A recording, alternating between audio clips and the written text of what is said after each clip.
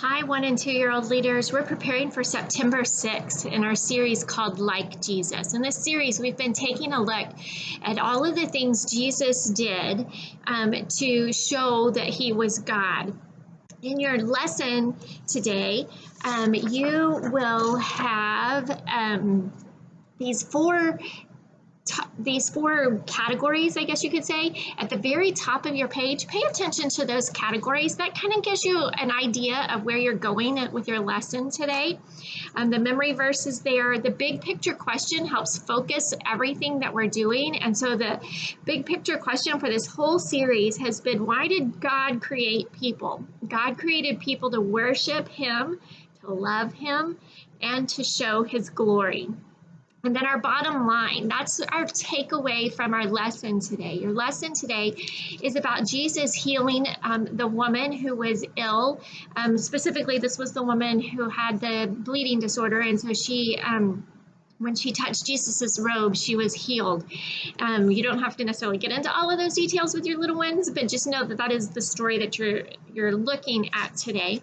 And also, Jairus came to Jesus and asked for him after he heard that Jesus was doing all these things. He came to him and asked him to heal his daughter.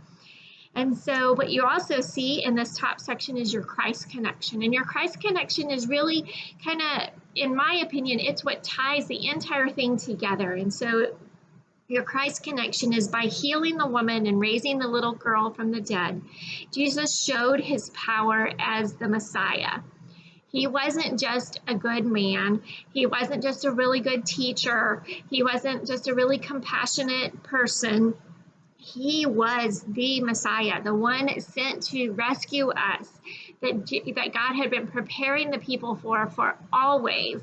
This is that Messiah. Jesus died on the cross and rose again to save people from sin and death. When we believe in Jesus, God forgives our sins and changes us to be more like his son. What we want kids to see in this lesson today is that we can call out to Jesus. We can pray to him, we can call out to him, and he desires to help us just like he wanted to help the woman and the little girl. In your lesson, you will also notice right here, there's an introduce the story section.